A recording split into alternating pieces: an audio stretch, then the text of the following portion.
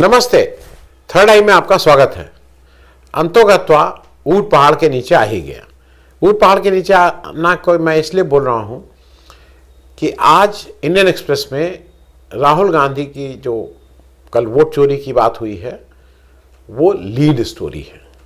मैंने शायद पिछले 2-3 वर्षों में पहली बार, 3-4 वर्ष, मुझे नहीं याद मैंने कब आखिरी बार इंडियन एक्सप्रेस में राहुल गांधी की कोई भी खबर को लीड स्टोरी के तौर पे देखा होगा। इवन भारत जोड़ो यात्रा पूरी निकल गई, वो लीड स्टोरी नहीं बन पाई। लेकिन अब राहुल गांधी ने, जिसको कहते हैं ना, गेट क्रैश करके मजबूर किया है इस मीडिया को, प्रिंट मीडिया को, कि नहीं, मैं हूं और मैं इस देश में अब एजेंडा सेट करूंगा। बीजेपी को एक्सप्लेनेशन देना होगा, बीजेपी को ये सफाई देनी होगी कि उसने पिछले 11 साल में क्या किया। ये कोई बहुत आसान चीज नहीं है, क्योंकि जो राहुल गांधी ने किया उससे तमाम एजेंडे सेट हो रहे हैं। उससे न केवल उन्हीं का नहीं एजेंडा सेट हो रहा, पूरे विपक्ष आज उनकी तरफ देख रहा है। और जो मुझे लगता है कि क्यों ये हुआ है, पहली चीज मुझे राहुल गांधी का कमिटमेंट, राहुल गांधी की ईमानदारी और राहुल गांधी का फोकस रहना। जनरली उनको शुरू में जिस तरह से पप्पू पप्पू करके हजारों करोड़ रुपया खर्चा करके बीजेपी ने एक इमेज ये बनाई थी कि ये नॉन सीरियस पॉलिटिशियन है। पॉलिटिशियन इंपल्सिव हो सकते हैं, राहुल गांधी इंपल्सिव हो सकते हैं, मान सकते हैं, संवेदनशील हो सकते हैं, लेकिन नॉन सीरियस हैं ये नहीं। कोई भी ग्रो करता है, ग्रो भी कर रहे हैं, इसमें भी कोई दो राय नहीं है। अब राहुल गांधी को मेरे ख्याल में अब रोकना तो बीजेपी के बस का नहीं है।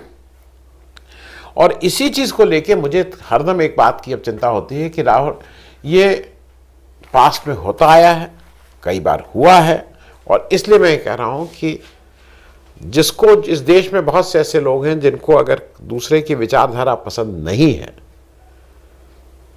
तो उस विचारधारा का जो सबसे परम आदरणीय, सुबह जिसका नाम देख के उठते हैं, उसका नाम गोडसे था, और गोडसे ने गांधी की हत्या की थी।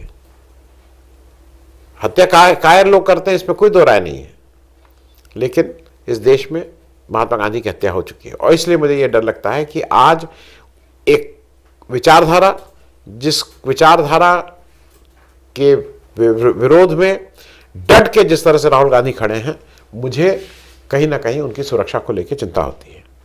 और वो इसलिए चिंता होती है कि देखिए, यहां पे दिक्कत क्या है, यहां पे सिस्टम अब नहीं चल रहे हैं, इंस्टीट्यूशंस नहीं चल रहे हैं, इंडिपेंडेंट नहीं है इंस्टीट्यूशंस।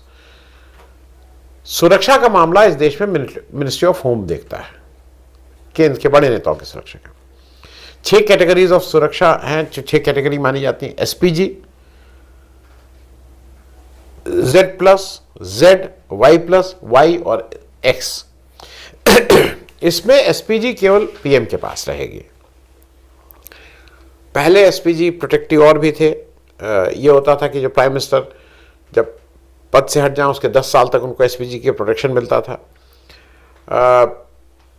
गांधी परिवार को, क्योंकि इंदिरा गांधी की भी हत्या हुई, राजीव गांधी की भी हत्या हुई, उसके बाद एसपीजी का गठन हुआ। ये हुआ कि वो एसपीजी प्रोटेक्शन, मतलब विशिष्ट सुरक्षा गांधी परिवार को मिलती रहेगी। अब ये भी समझ लीजिए कि इसमें कौन, मतलब एसपीजी एक ट्रेंड कैसे रिएक्ट करना, ये है। इसमें पहले एनएसजी होता था, अगर आपको याद हो। एनएसजी में जो Z+ सुरक्षा जिनको मिलती है उनको एनएसजी मिलता है, और एनएसजी में सीआरपीएफ, आईटीबीपी, इन सब के लोग आए रहते हैं। प्रेसिडेंट का अपना प्रेसिडेंट बॉडीगार्ड होते हैं, लेकिन वो भी Z+ सुरक्षा के हैं। इस देश में vice president, home minister, UP chief minister, देवे गौड़ा साहब, ये सब लोग Z+ सिक्योरिटी के हैं। मैं एक चीज और बता दूं, 1991 से जब, मतलब एसपीजी का जो भी फॉर्म था, तब से 2019 तक 28 साल तक एसपीजी के प्रोटेक्शन में सोनिया गांधी, राहुल गांधी और प्रियंका गांधी रहे हैं। 2019 में मोदी जी ने और उनके साथी अमित शाह ने ये कानून लाए कि नहीं, एसपीजी केवल प्राइम मिनिस्टर को मिलेगा, इन लोगों को नहीं मिलेगा। जबकि पास्ट की हिस्ट्री ये है कि जब राजीव गांधी की हत्या हुई तो उनसे उनका एसपीजी कवर हटा लिया गया था। अब मैं एक चीज ये बता दूं कि जो राहुल गांधी अब हैं वो अब केवल कांग्रेस का चेहरा नहीं रह गए हैं, वो संपूर्ण विपक्ष का चेहरा है। और आज की तारीख में जो वो गुडविल अपने साथ ला रहे हैं वो बार बार प्रूव हो रहा है। मैं 2 एग्जाम्पल आपको दे सकता हूं। उत्तर प्रदेश में 2024 के इलेक्शन में ये साफ हो गया था कि अगर कांग्रेस और सपा का गठबंधन होगा तो वो कड़ी चुनौती दे देंगे बीजेपी को, और अगर गठबंधन नहीं हुआ तो शायद बीजेपी के लिए बहुत आसान होगा। बीजेपी ने सारे वो अपने दुष्चक्र किए, सारे चक्र चलाए कि कैसे ये गठबंधन हो, लेकिन गठबंधन हुआ। मतलब अखिलेश यादव को बिल्कुल क्लियर था कि वो जो गुडविल अपने साथ ला रहे हैं राहुल गांधी, वो गुडविल इस देश का कोई भी विपक्ष का नेता इस समय नहीं ला सकता है। और एक उदाहरण और दे दूं, हाल में आम आदमी पार्टी ऑफिशियली ये कह के निकल गई थी कि हम इंडिया गठबंधन में नहीं हैं, लेकिन फिर वापस आना पड़ा और कहना पड़ा नहीं हम इंडिया गठबंधन में इन चीजों के लिए नहीं, जो भी उन्होंने कहा, लेकिन फिर वापस आना पड़ा। मुझे जो दूसरा लगता है कि जो बीजेपी लगातार जो गलती पे गलती करती जा रही है, और खास करके इलेक्शन कमीशन को लेके और इलेक्शन की पूरी प्रक्रिया को लेके, वो ये है कि इलेक्शन कमीशन को बीजेपी ने आज अपना फ्रंटल ऑर्गेनाइजेशन की तरह बना लिया है।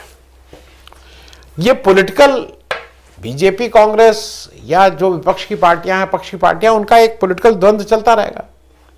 उसमें आप क्यों इलेक्शन कमीशन को पार्टी बना रहे हैं?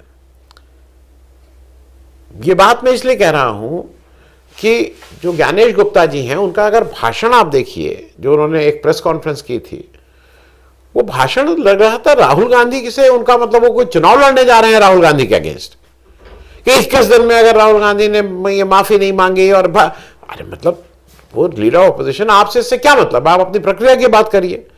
आप नाम ले लेके क्यों कर रहे थे? और ये नाम लेके इसलिए कर रहे थे कि उनको नंबर बढ़ाना था।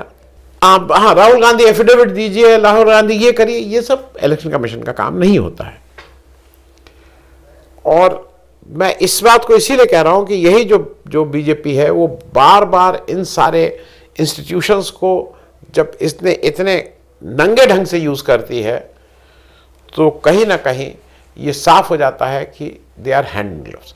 आज ही की तारीख में अगर राहुल गांधी ने कल अपनी प्रेस कॉन्फ्रेंस में एक बार भी बीजेपी का नाम नहीं लिया, पूरे भाषण में एक बार भी नाम नहीं लिया, लेकिन बीजेपी के सारे प्रवक्ता, बीजेपी की पूरी टीम उतर आई इलेक्शन कमीशन को डिफेंड करने के लिए, आपसे क्या मतलब?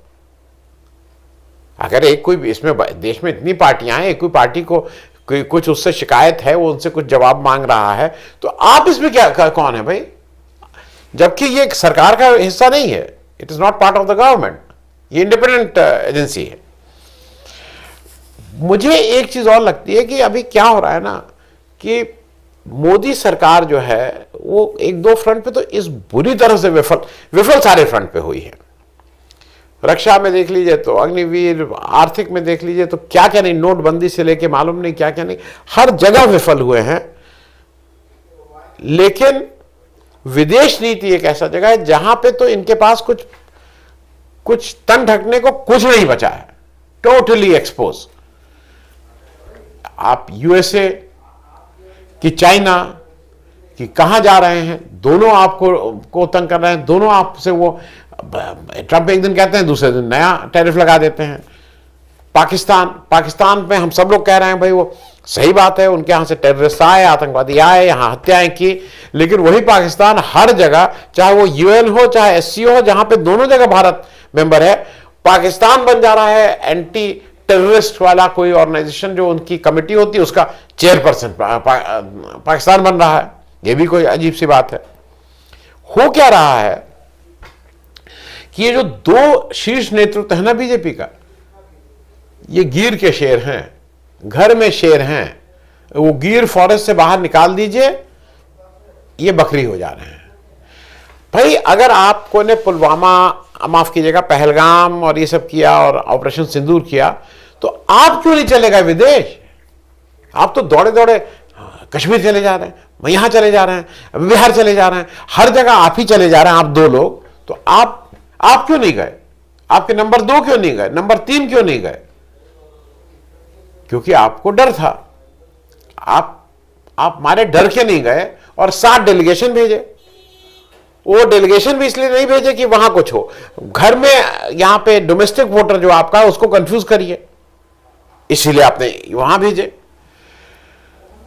क्योंकि देखिए ऐसा ना, ये बिल्कुल साफ होता जा रहा है कि आप जो इस समय सरकार चले वो केवल तिकड़म जानती है। तिकड़म से सरकार कैसे चलाना है, कैसे वोट चोरी करके एक मैंडेट जो आपको नहीं बैठना चाहिए, आपको मैंडेट आप ले रहे हैं, कैसे राहुल गांधी की मैनिपुलेट करके सदस्यता ले लो और 24 घंटे के अंदर उनका सदस्यता भी रद्द करो, घर भी निकाल दो। ये सब आपको लग रहा है कि इससे मामला लोग बड़े खुश होंगे कि आप क्या हैं, लोग खुश नहीं हो रहे हैं। कैसे कानून बदल दो, वो इलेक्शन कमीशन से कोई मांग रहा है, पंजाब हाई कोर्ट में जाके प्राचा की साहब की पिटीशन हो रही है, उसमें ऑर्डर पास हो रहा है कि भाई वो सीसीटीवी कैमरा और ये सब का वो दीजिए। आप कानून ही बदल दे रहे हैं, इन्हें नहीं दिया जाएगा। कैसे गवर्नर के पद का मिसयूज करो, मतलब एक नई डिबेट अच्छी है। वो कल साहब कह रहे हैं चुने हुए प्रतिनिधि अपना कुछ भी बिल पास करके भेजते हैं, गवर्नर साहब उसको नहीं पास करेंगे, वो उसके ऊपर बैठ जाएंगे। सुबह 4 बजे 5 बजे किसी को चाहेंगे उसको शपथ दिला देंगे, सुप्रीम कोर्ट कहेगा कि वो गलत था, लेकिन उसके बाद कुछ नहीं करेगा। कैसे जी हजूरी करके काम करवाना है, और उसका सबसे जीता जागता उदाहरण ये थे भाई साहब, समझ गए होंगे, मैं नाम नहीं लूंगा, जिनको अभी ये समझ गए, ये भाई साहब थे। कैसे जुडिशरी को कंट्रोल करना है, कैसे चीफ जस्टिस ऑफ इंडिया के घर जबरदस्ती घुस जाना है, घंटी घंटी बजा के गणेश आरती करनी है और फिर पूरे भारत में ये मैसेज देना है अपना आदमी है, और वो अपना आदमी निकला भी। देखिए राहुल गांधी आज क्यों हेडलाइन उनको देनी पड़ रही है, ये क्लैरिटी रखिए। क्योंकि विपक्ष को उन्होंने वो दम दे दिया है जो अभी तक विपक्ष के पास नहीं था। आज तेजस्वी यादव जब बिहार में घूम रहे हैं तो उनको जो रिस्पांस मिल रहा है उसकी कहीं ना कहीं उसकी गुडविल में तेजस्वी की अपनी मेहनत भी है, मैं सब कुछ मान रहा हूं, लेकिन कहीं ना कहीं राहुल गांधी की गुडविल भी है जो उनकी उस मेहनत को कई गुना बढ़ा दे रही है। आज जब तेजस्वी पेन बांट रहे थे और कहीं कुछ पेन गिर गई कहीं नीचे, उसको लेके भाजपा के लोग हल्ला मचा रहे हैं कि अपमान किया। जब 15 अगस्त में मोदी जी कहते हैं कि सब लोग झंडा ले जाओ और वो करो, झंडे का जो अपमान होता है, जिस तरह से सड़क पे फैले रहते हैं, तब नहीं अपमान होता है, कलम का अपमान हो रहा है। क्योंकि राहुल गांधी को ये बीजेपी को बहुत ज्यादा एफर्ट करना पड़ता है इनको बाहर निकालने के लिए, इनको बाहर रखने के लिए। आज तक भारत जोड़ो यात्रा का उत्तर नहीं मिल पाया। भारत जोड़ो यात्रा एक ऐसा बड़ा काम कर दिया राहुल गांधी, उसका उत्तर आपने राम जन्मभूमि मंदिर को बना के या आपने बड़ा एक कुंभ मेला को बना के आपने सोचा था कि उसका जवाब होगा, नहीं उसका जवाब है। आप प्रयागराज भी हारे, आप अयोध्या भी हारे, जहां पे 2 आयोजन किए थे, तो उससे नहीं फर्क पड़ रहा है। भारत जोड़ो यात्रा को भारत जोड़ो यात्रा जैसे ही काम से आप जवाब दे सकते हैं, ये तिकड़म से आप ये काम नहीं कर सकते हैं। क्योंकि राहुल गांधी एक काम और किए हैं, उन्होंने उनकी क्यों वो आज हेडलाइन बन रहा है, क्योंकि उनके पास न्यूज वैल्यू है। कोई भी प्रतिष्ठान, कोई भी समाचार प्रतिष्ठान को न्यूज चाहिए, किसके पास न्यूज वैल्यू है? बीजेपी के पास प्रचार है, न्यूज वैल्यू नहीं है। केवल प्रचार करिए, प्रचार, पब्लिसिटी, इवेंट, न्यूज नहीं है। तो न्यूज राहुल गांधी के पास है, प्रेस कॉन्फ्रेंस कर रहे हैं, बेझिझक होकर कर रहे हैं, कुछ क्वेश्चन पूछो, सब सुनने को तैयार हैं, सब पे जवाब देने को तैयार हैं। लेकिन यहां नहीं, आम चूस के खाते हैं कि काट के खाते हैं। इस पे हा क्या बढ़िया जवाब दे दिया मैंने। क्योंकि एक चीज और हुई है, सोशल मीडिया पे राहुल गांधी या विपक्ष के लोग बहुत लेट स्टार्ट किए हैं, लेकिन आज सोशल मीडिया पे बीजेपी की जो ट्रोल आर्मी वो खड़ी नहीं हो पा रही। आप अगर फेक न्यूज को हटा दें तो ये मतलब बीजेपी और ऑपोजिशन का तो कोई फिर है ही नहीं। ये तो फेक न्यूज डाल के उसको जिंदा रखे हुए हैं किसी तरह से। और सबसे बड़ी बात जो अंत में मैं कह के खत्म करूंगा कि ये बिल्कुल स्पष्ट हो गया है कि एक व्यक्ति है जो केवल फेंकता है, केवल फेंकना, केवल जुमला, केवल झूठ, वो केवल फेंकता है। मैं नॉन बायोलॉजिकल हूं, इस तरह की बातें करता है। नाले से गैस निकल रही थी, मैंने देखा, उस गैस को करके मैंने उससे आग जला दी। जब बादल आ गए तो मैंने ये देख लिया कि अब रडार काम नहीं करेगा, तो मैंने जहाज, फाइटर प्लेन भेज दिए। इस तरह के लफाजी की जा रही है। दूसरी तरफ राहुल गांधी सीरियस इश्यूज पे बोल रहे हैं, सिर्फ समस्या ही नहीं बता रहे हैं, समस्या का समाधान भी बता रहे हैं। और मुझे अब ऐसा लगता है कि ये टर्निंग पॉइंट हो चुका है। अब राहुल गांधी को हेडलाइन से दूर रखना मेरे ख्याल में इन जो भी मीडिया संस्थान हैं, चाहे प्रिंट हो चाहे इलेक्ट्रॉनिक हो, उनके लिए आत्मघाती कदम होगा। क्योंकि धीरे धीरे आप ऐसे ही डिस्क्रेडिटेड थे, अब लोग आपकी न्यूज़ देखना भी, जो थोड़े बहुत हैं वो भी बंद कर देंगे अगर आपने ये रवैया रखा तो। थैंक यू सो मच, धन्यवाद।